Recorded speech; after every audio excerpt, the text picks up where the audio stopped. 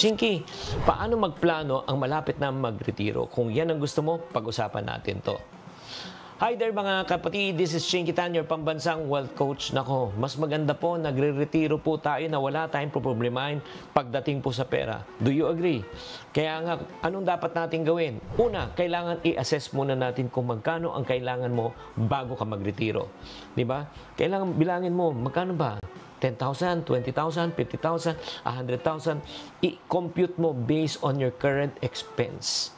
Para nyo malaman, ang ating expenses po ay dumodoble every 10 years.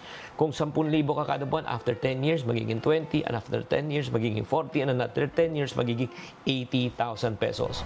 Pangalawa, i-review natin saan natin kukunin ang ating pensyon. The reality is this, the moment you stop working, you stop earning, but you don't stop spending. Pag tumigil na tayo sa kakatrabaho, hindi na papasok ang kita. Kaya kailangan po natin, meron tayong tinatawag na pensyon. Ito ba yung manggagaling sa SSS, sa GSIS, sa retirement fund ba ng company mo? May investment ka ba? May paupahan ka ba? Naku, pag hindi natin plinano yan, pagdating ng panahon, anong mangyari? Nga.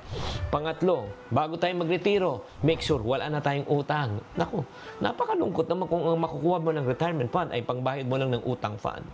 Pang-apat po, huwag kalimutan po, magkaroon po tayo ng tinatawag na health insurance. Health is wealth. Naku, alam mo bakit?